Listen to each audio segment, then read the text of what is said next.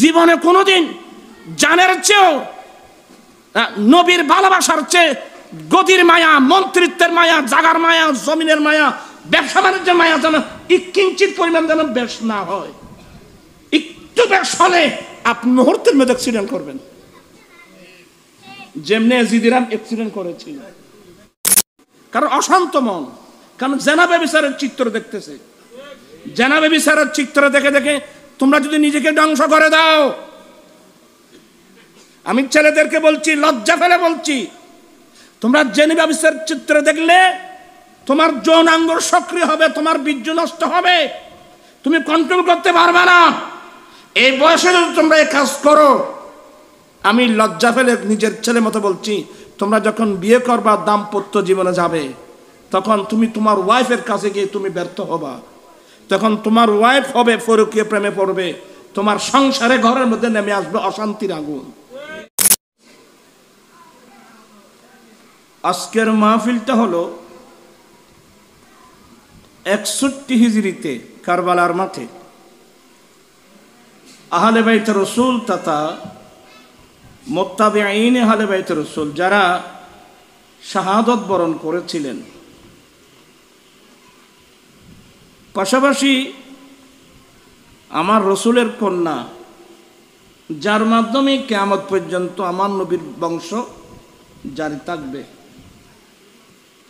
সাইয়্যিদাতুনা ফাতিমাতুজ জাহরা রাদিয়াল্লাহু তাআলা আনহার স্মরণে এই মাহফিল। এসব বিষয়কে সামনে রেখে কোরআনে মাজিদ ফুরকানে হামিদের একটি আয়াত কারিমা তেলাওয়াত করলাম।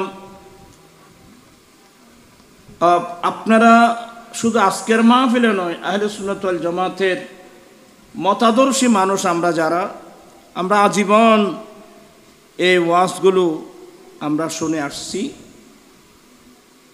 তবে আমার অনুরোধ থাকবে, শুধু স্মরণ নয়, স্মরণের পাশাপাশি আমাদেরকে কেন আহলে বাইত রাসূল শাহাদাত বরণ করলেন, ওরা এজিদের হাতে হাত দেন নাই, এজিদকে সমর্থন করেন নাই, জীবন দেওয়াকে গ্রহণ করে নিয়েছেন। কিয়ামত পর্যন্ত আনে ওয়ালে বিশ্বের মুসলমান নারী পুরুষদের কি শিক্ষা দিয়ে গেলেন, এই শিক্ষাটা যদি আমরা নিয়ে কাজে লাগাতে পারি, আমাদের জীবন হবে সার্থক। তো আমি এদিক সেদিক না গিয়ে আহলে বাইত রাসূল সম্পর্কে আল্লাহ কোরআনে কি বলছেন, কেনই বা আমরা আহলে বাইত রাসূলকে ভালোবাসি, কেন তাদেরকে অনুসরণ করি, খুব মনোযোগ সহকারে শুনবেন। আপনারা ভালো করে বসেন। এর ছেলেরা তোমরা কথা বলিও না, তোমরা ছোটরা বর্ষর সামনে কথা বলিও না। আল্লাহ বলেন, কুল লা আসআলুকুম আলাইহি আজরান ইল্লাল মাওয়াদ্দাতা ফিল কুরবা। হে নবী, আপনি তাদেরকে বলে দিন, ওই সময় যে ইসলাম প্রচার করার দায়িত্ব মক্কায়ে মুআজ্জামার দয়াল নবী ছিলেন। অপর আয়াতের মধ্যে আল্লাহ বলেন, ওয়া আনজির আশীরাতাকাল আকরাবিন। হে রাসূল, আপনি আপনার নিকটতম যারা আত্মীয় স্বজন, ওদেরকে ইনজার করুন, মানে আল্লাহর ভয় প্রদর্শন করুন, ওদের কাছে ইসলামের দাওয়াত দিন।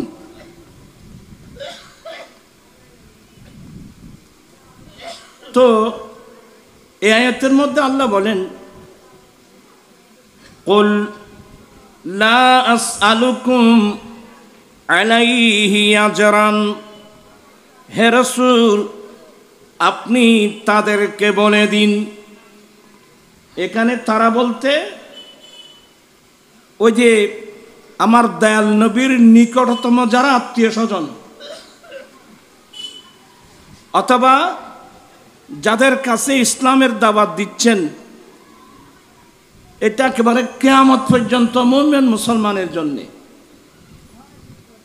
হে রাসূল, আপনি তাদেরকে বলে দিন, হে আমার নিকটতম আত্মীয়, এ মক্কাবাসী, এ মদিনাবাসী, অথবা কিয়ামত পর্যন্ত আনে ওয়ালে মুমিন মুসলমান, আমি আল্লাহর পক্ষ থেকে তোমাদের কাছে যে ইসলাম ধর্ম পৌঁছে দিয়েছি, আল্লাহর বিধিবিধান, শরীয়ত, তরিকত, হালাল হারাম, এক কথা ইসলামের বিধিবিধান, এগুলো আল্লাহর পক্ষ থেকে তোমাদের কাছে যেগুলো আমি পৌঁছে দিচ্ছি, আমি নিরলসভাবে, নিষ্কলুষভাবে, বিরামহীনভাবে আমি রব্বুল আলামিনের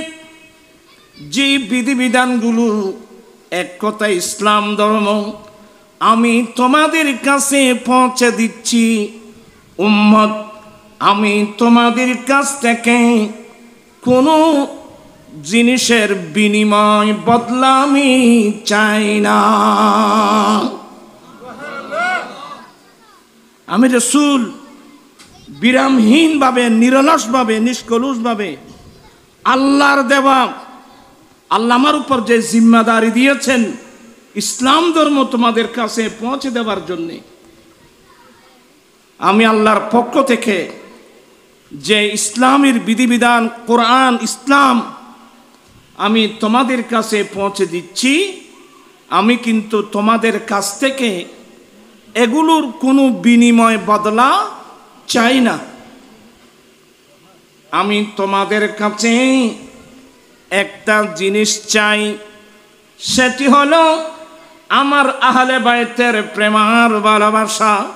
উচ্চস্বরে বলুন সুবহানাল্লাহ। এই আয়াতের আরো তর্জমা আছে, এটা দ্বিতীয় নম্বর তর্জমা, কারণ আজকের মাহফিলটা ওই বিষয়ে। আমি আল্লাহর পক্ষ থেকে যে বিধিবিধানগুলো, ইলমুল হালাল, ইলমুল হারাম, ইসলাম, কোরআন, দ্বীন আমি তোমাদের কাছে পৌঁছে দিচ্ছি, নিজের জীবনের ঝুঁকি নিয়ে, থিরকে বল্লমকে আক্রান্ত হয়ে, কষ্ট করে, পরিশ্রম করে, বিরামহীনভাবে আমি আল্লাহর বিধিবিধানগুলো তোমাদের কাছে যে পৌঁছে দিচ্ছি, আমি তো তোমাদের কাছ থেকে এগুলোর কোনো বিনিময়, বদলা চাই না। আমি তোমাদের কাছে একটা জিনিস চাই, সেটি হলো আমার আহলে বাইতের প্রেম আর ভালোবাসা। যারা আমি নবীর আহলে বাইত, তোমরা ওদেরকে ভালোবাসবে, এই জিনিসটা আমি তোমাদের কাছে চাচ্ছি। আহলে বাইত কারা? যেহেতু আমি খুব শর্ট ভাষা ব্যবহার করব, সংক্ষিপ্ত, আমার দয়াল নবীর ইন্টায়ার পরিবার, আমার নবীর স্ত্রী যত আছে, আমাদের উম্মাহাতুল মুমিনিন এরা সহ, মাওলা আলী শের খুদা, আমাদের সৈয়দাতুনা ফাতেমাতুজ জাহরা রাদিয়াল্লাহু তাআলা আনহা, মাওলা আলী শের খুদা, ইমাম হাসান, ইমাম হুসাইন সহ আমার নবীর গোটা ইন্টায়ার পরিবার, এরা নবীর আহলে বাইতে রাসূল। কিন্তু বিশেষ ক্ষেত্রে আমার দয়াল নবী যাদেরকে আহলে বাইত বলছেন, তাদের মধ্যে একজন মাওলা আলী শের খুদা, আরেকজন সৈয়দাতুনা ফাতেমাতুজ জাহরা রাদিয়াল্লাহু তাআলা আনহা, আরেকজন ইমাম হাসান, আরেকজন ইমাম হুসাইন। এক সময় আমার নবীর একটা চাদর মোবারক ছিল, আবায়া যাকে বলে, আবায়া চাদর মোবারক দিয়ে, ফাতেমা তুমি আমার পিছনে বসো, আলী তুমি আমার এখানে বসো, হাসান তুমি আমার ডান রানের উপর বসো, হুসাইন আমি নবীর বাম রানের উপর বসো। আবায়া চাদরের নিচে আসছেন, নবী ঘোষণা দিলেন, আল্লাহুম্মা হাউলাই আহলু বাইতি, মাওলা এরা নবী, এরা আমি নবীর আহলে বাইত। চিৎকার দিয়ে বলুন সুবহানাল্লাহ। আমরা যারা মুমিন মুসলমান, তো মুমিন কাকে বলে? যে জানের চেয়ে নবীকে বেশি ভালোবাসে। মা বাবা ছেলে সন্তান স্ত্রী পুত্র এমনকি জীবনের চেয়েও পর্যন্ত যে নবীকে বেশি ভালোবাসবে সেই তো মুমিন। তো যারা নবীকে জানের চেয়ে বেশি ভালোবাসবে, এরা যারা নবীর আহলে বাইত যারা, ওদেরকে ভালোবাসবে না? অবশ্যই ভালোবাসতে হবে। এর জন্য নতুন কোনো দলিলের প্রয়োজন নেই। যেই নবীকে ভালোবাসবে স্বাভাবিক ওরা নবীর পরিবার যারা, নবীর আহলে বাইত যারা, তাদেরকে অবশ্যই ভালোবাসবে। কারণ নবী যাকে ভালোবাসে আমরা তাদেরকে ভালোবাসতে হবে না? এটার জন্য নতুন কোনো দলিলের প্রয়োজন হয় না। তারপরও আল্লাহ আহলে বাইত রাসূলের মর্যাদা কত বড়, আহলে বাইত রাসূলের সম্মান কত বড়, আহলে বাইত রাসূলের পজিশন কত বড়, এগুলো যেন আমরা নিশ্চিন্তায় নির্দ্বিধায় যেন জানতে পারি। আল্লাহ বলেন, হে রাসূল আপনি তাদেরকে বলেন, আমি আল্লাহর পক্ষ থেকে যে বিধিবিধান, যে ইসলাম ধর্ম তোমাদের কাছে পৌঁছে দিচ্ছি, আমি তোমাদের কাছ থেকে এগুলোর কোনো বিনিময় বদলা চাই না। আমি একটা জিনিস চাই, যে তোমরা আমার আহলে বাইতকে ভালোবাসবে। এখন প্রশ্ন আসবে, আহলে বাইত রাসূলকে ভালোবাসলে এটা কি আমাদের লাভ না আমার নবীর লাভ? এটা কি আমার নবীর কল্যাণ না আমাদের কল্যাণ? এটা কি নবীর মঙ্গল, নবীর জন্য মঙ্গল না আমাদের মঙ্গল? কারণ আমার রাসূল সব সময় উম্মতের মঙ্গলই কামনা করে, উম্মতের কল্যাণে কামনা করে। উম্মতের কষ্ট হোক এটা রাসূল কখনো বরদাস্ত করে না। এবার প্রশ্ন আসবে, আহলে বাইত রাসূল কি ভালোবাসলে আমাদের কি লাভ হবে? এবার আমি আপনাদের সামনে দুটো জিনিস তুলে ধরব। একটা হলো আহলে বাইত রাসূল আমাদের জন্যে, আমার নবীর পরে আহলে বাইত রাসূল আমাদের জন্য প্র্যাকটিক্যাল কোরআন, প্র্যাকটিক্যাল ইসলাম। আমার নবীর পরে কিয়ামত পর্যন্ত মুসলমানের জন্য প্র্যাকটিক্যাল ইসলাম হলো আহলে বাইত রাসূল। কারণ আল্লাহ আরেক জায়গায় বলছেন, বিসমিল্লাহির রাহমানির রাহিম, قد جاءكم من الله نور وكتاب مبين। আল্লাহ বলেন, আল্লাহ নিশ্চয় আল্লাহর পক্ষ থেকে তোমাদের কাছে একটা উজ্জ্বল, একটা মহাজাগতিক জ্যোতি নূর এসেছে। আল্লাহর পক্ষ থেকে একটা মহান আজিম নূর এসেছে, আর একটা সুস্পষ্ট কিতাব এসেছে। আল্লাহ নিজেই বলছেন, প্রাণ পিসাই ভাইরা মনোযোগ সহকারে শুনবেন। আল্লাহ আমাদেরকে এটা বুঝাচ্ছেন, এই আমার বান্দা, একদিক দিয়ে আমি তোমাদেরকে আশরাফুল মখলুকাত বানিয়েছি, তোমাদেরকে মানব বানিয়েছি, আশরাফুল মখলুকাত বানিয়েছি। শুধু আশরাফুল মখলুকাত নয়, আমি তোমাদেরকে আমার মাহবুব নবীর উম্মত বানিয়েছি। আকল বিবেক বুদ্ধি হোশ আকল যুক্তি সব নিয়ামত আমি তোমাদেরকে দিয়েছি। কিন্তু এর পরেও তোমরা নিজেকে কিভাবে গঠন করবা, তোমরা তোমাদের পরিবার কিভাবে চালাবে, তোমরা তোমাদের সমাজ কিভাবে চালাবে, তোমরা তোমাদের রাষ্ট্র কিভাবে চালাবে, এ যাবতীয় বিষয়ের জন্য আমি তোমাদের কাছে দুটো গাইডবুক পাঠিয়েছি। আপনারা সবাই আমার কথাগুলো বুঝতেছেন, আমার কথার লাইনে আছেন। আমি দুটো গাইডবুক যাকে বলে, একটা থিওরিক্যাল আর একটা হলো প্র্যাকটিক্যাল। আমি তোমাদের কাছে দুটো গাইডবুক পাঠিয়েছি। এক নম্বর, কাদ জাআকুম মিনাল্লাহি নূর, নিশ্চয় আল্লাহর পক্ষ থেকে তোমাদের কাছে একটা নূর এসেছে। এখানে নূরের তাফসীর হলো রাসূল। ওয়া কিতাবুম মুবিন, আরেকটা সুস্পষ্ট কিতাব। সুস্পষ্ট কিতাব মানে 30 পারা কোরআন। কি মানে? আমি তোমাদেরকে গরু ছাগলের মতো মাঠে ময়দানে ছেড়ে দেইনি, তোমাদেরকে মানুষের মতো মানুষ হিসেবে গঠন করার জন্যে আমি নির্ভুল দুটো গাইডবুক পাঠিয়েছি, একটা থিওরিক্যাল আর একটা প্র্যাকটিক্যাল। থিওরিক্যালের নাম হলো নবী মুহাম্মদুর রাসূল, আর থিওরিক্যালের নাম হলো 30 পারা কোরআন, আর প্র্যাকটিক্যালের নাম হলো নবী মুহাম্মদুর রাসূলুল্লাহ সাল্লাল্লাহু আলাইহি ওয়াসাল্লাম। হুদাল্লিল মুত্তাকিন, হুদাল্লিল মুত্তাকিন। আমি তোমাদের কাছে দুটো গাইডবুক, একটা থিওরিক্যাল মানে 30 পারা কোরআন, আর প্র্যাকটিক্যাল হলো 30 পারা কোরআনের প্র্যাকটিক্যাল।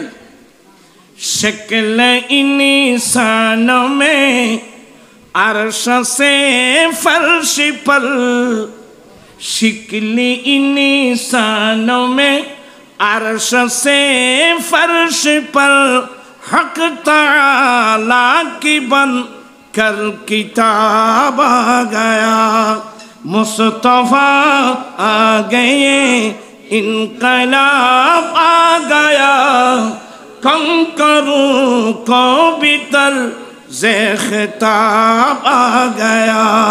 सलातु अलैकुम।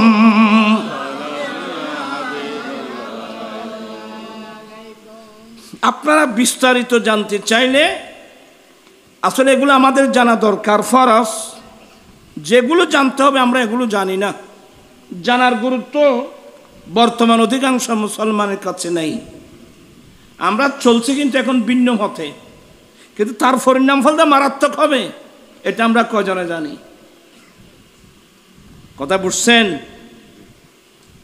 মহান রব্বুল আলামিন কোরআনে পাকের আরেক আয়াতের মধ্যে আমার নবীর চরিত্রের প্রশংসা করে বললেন, ইন্নাকা লাআলা খুলুকিন আযীম। হে নবী, নিশ্চয় আপনি অতি উত্তম আদর্শের উপর অধিষ্ঠিত। নিশ্চয় আপনি অতি উত্তম আদর্শের মালিক। নিশ্চয় আপনি অতি উত্তম আদর্শের উপর অধিষ্ঠিত। এই আয়াত যখন নাযিল হলো, কয়েকজন ব্যক্তি আমাদের আম্মিজান আম্মা আয়েশা সিদ্দিকা, সৈয়দাতুনা আয়েশা সিদ্দিকা রাদিয়াল্লাহু তাআলা আনহার কাছে জানতে চেয়েছেন, আম্মা, আল্লাহ যে নবীর চরিত্রের প্রশংসা করলেন, নবীর চরিত্রকে খুলুকে আযীম বললেন, নবীর চরিত্রটা কি? উম্মুল মুমিনিন সৈয়দাতুনা আম্মা আয়েশা সিদ্দিকা রাদিয়াল্লাহু তাআলা আনহা কত সুন্দর উত্তর দিয়েছিলেন, কানা খুলুকুল কুরআন। নবীর চরিত্র বলতে 30 পারা কোরআনে মজিদকে বোঝানো হয়। এই জন্য বললাম, কোরআন হলো থিওরিক্যাল, তার প্র্যাকটিক্যাল কোরআন হলো নবী মুহাম্মদুর রাসূলুল্লাহ সাল্লাল্লাহু আলাইহি ওয়াসাল্লাম। চিৎকার দিয়ে বলুন না সুবহানাল্লাহ। বিরক্ত হচ্ছেন নাকি? এবার একটা হাদিস শোনাবো আপনাদেরকে। বিরক্ত কিন্তু হবে, আমি আস্তে আস্তে বলছি, আমার আগের সে বয়স এখন নেই, তারপরও মোহাব্বতের কারণে আসতে হলো। অনেক মানুষ কোরআন হাদিস কম বুঝে, আমি আস্তে আস্তে বলি যাতে সবাই বুঝতে পারেন।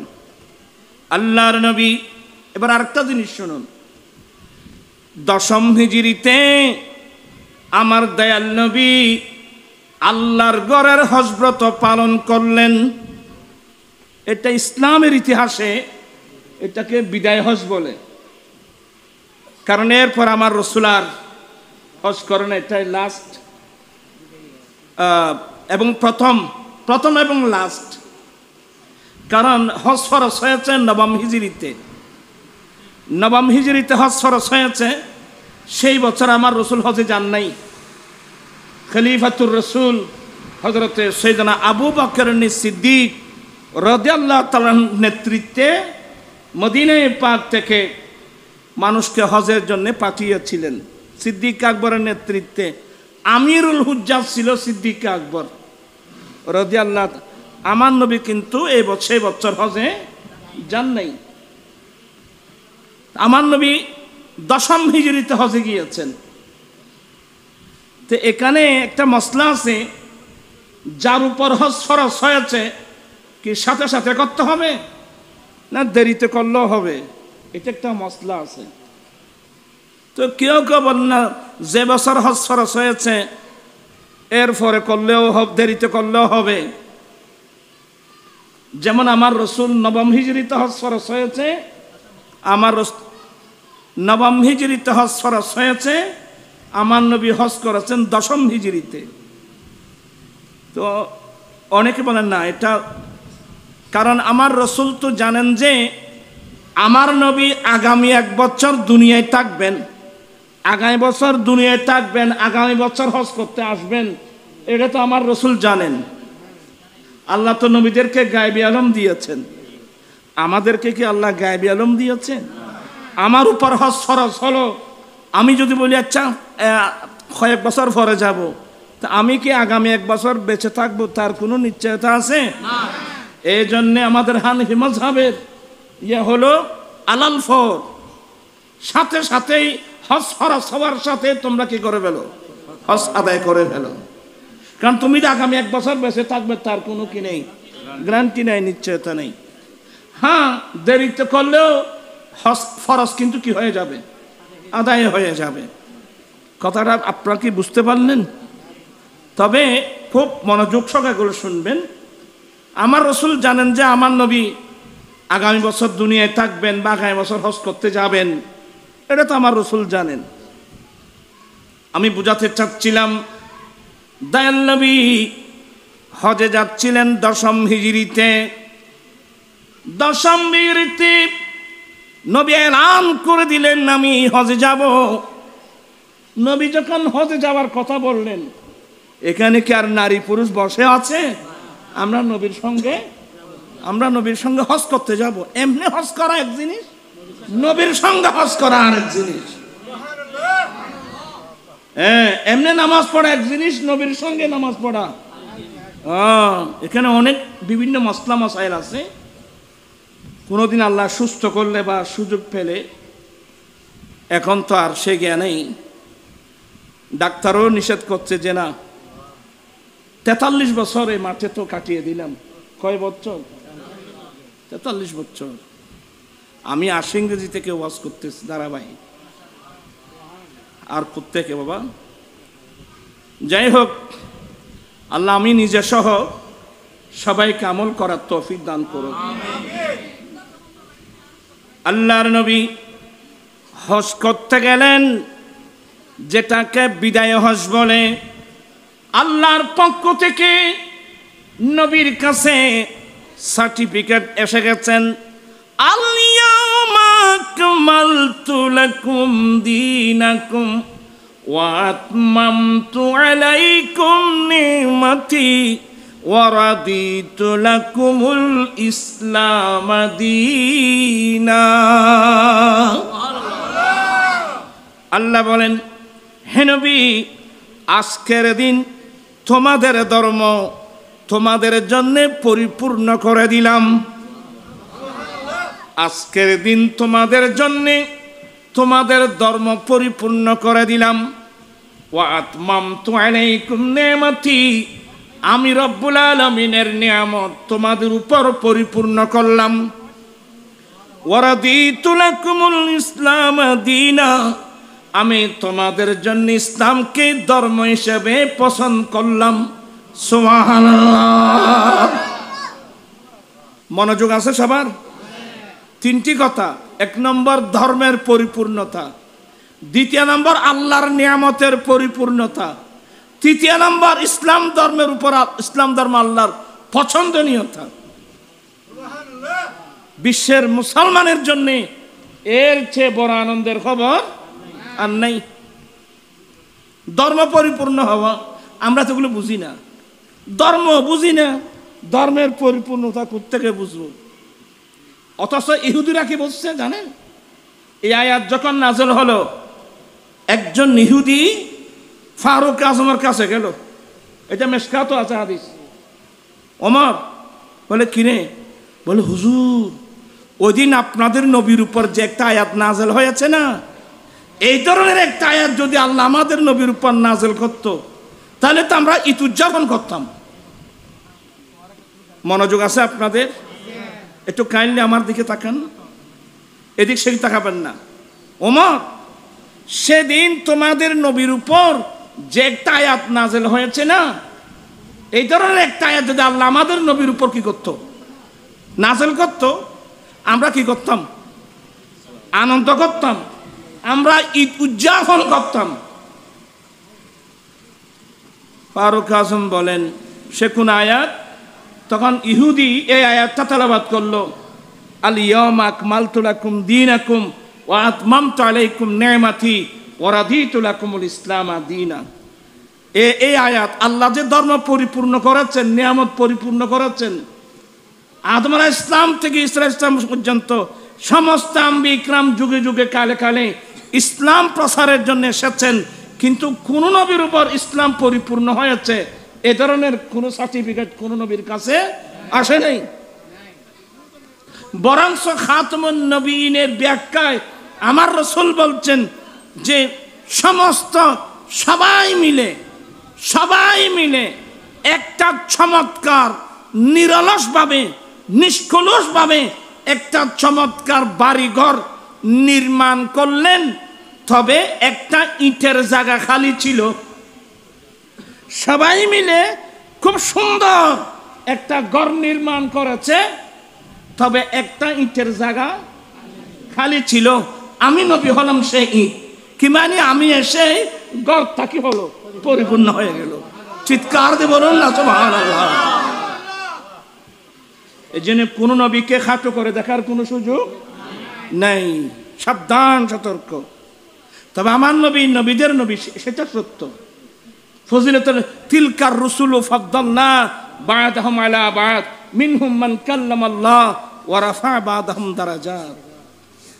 আল্লাহ দরজা অনেক, আল্লাহ নবীদের উপর আমাদের নবীর পজিশনকে বাড়িয়ে দিয়েছেন। আমার আলা হযরত কত সুন্দর করে করে বলছেন, আমাদের ছেলেরাও পড়ে, আমরাও পড়েছিলাম। সবসে আলা লাহামা রানবী সবসে বা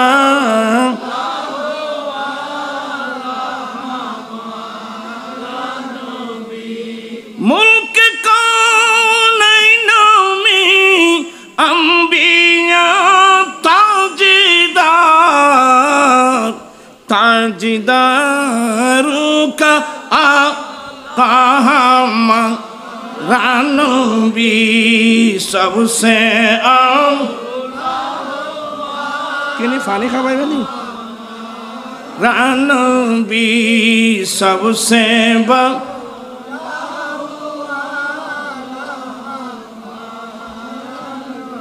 खल्क से औलिया से रसूल और रसूल से आलामा रानबी सबसे लामा रानबी सबसे बा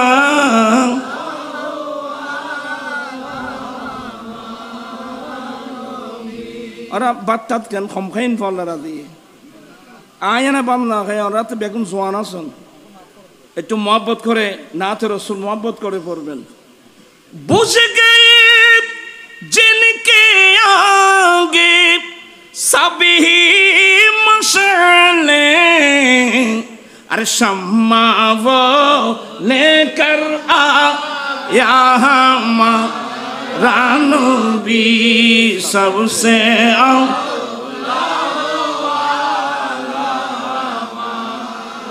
नबी सबसे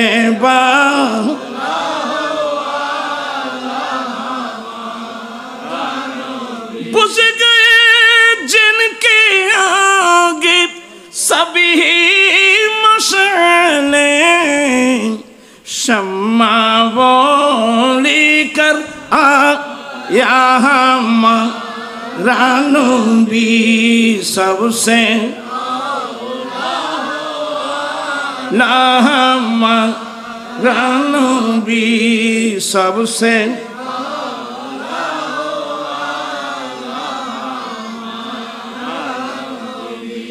और अरे फानी टानी नहीं फलना और फानी खाओ ना फान गया हो এই টুকু পানির গ্লাস দিবে আচ্ছা যাই হোক বেচন হইতো আল্লাহ আমাদের নবীর সমস্ত আম্বিয়া কিরামের উপর আমার নবীর মর্যাদা আল্লাহ বাড়িয়ে দিয়েছেন এটা সত্য কিন্তু অন্য কোন নবীদেরকে খাটো করে দেখার কোনো সুযোগ নাই কি সুন্দর ব্যাখ্যা দিলেন দেখেন সবাই মিলে সুন্দর একটা ঘর নির্মাণ করলো কি মানে কাজের মধ্যে কিঞ্চিত পরিমাণ কোনো ত্রুটি ছিল না শুধু একটি ইটের জায়গা কি ছিল আমি সেই ইট তাহলে বল খাতামুন আনা খাতামুন নবীন আমি শেষ নবী আমি এই ঘরের শেষ ইট আমি নবী সহ ইসলাম ধর্ম কি হয়েছে পরিপূর্ণ হয়েছে চিৎকার দিয়ে বলুন না সুবহানাল্লাহ কথা বুঝছেন ইহুদিরা বুঝে এটা বলে ওমর সেদিন তোমাদের নবীর উপর যে একটা আয়াত নাযিল হয়েছে না এই ধরনের একটা আয়াত যদি আল্লাহ আমাদের নবীর উপর নাযিল করতো আমরা কি করতাম আমরা আনন্দ মিছিল করতাম আমরা ঈদ উদযাপন করতাম